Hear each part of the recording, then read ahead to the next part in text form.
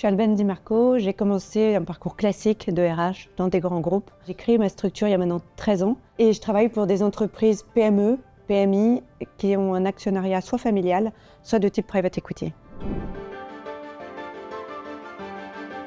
Peut-être que seul on va plus vite, mais évidemment à plusieurs on va plus loin. C'est une lapalissade que de le dire, mais c'est une évidence à vivre. Moi j'aime travailler avec des gens avec qui j'ai envie et plaisir, ne serait-ce qu'à prendre un verre, à déjeuner.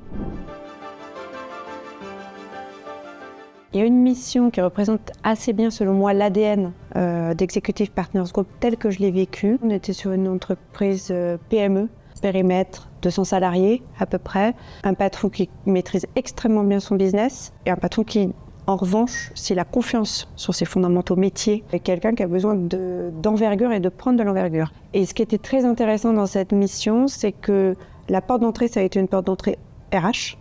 On était sur du modèle de DRH à temps partagé. Assez vite, il y a eu des besoins pour renforcer la fonction financière, avoir une fonction financière forte, business partner, et qui sache outiller la structure, la digitaliser. Est arrivé donc un membre de l'équipe d'Executive Partner sur la fonction financière. Là, on était sur une fonction lourde de management de transition à temps plein. Il a su petit à petit se mettre en retrait, avec l'arrivée d'un contrôle de gestion internalisé qu'il a lui-même formé.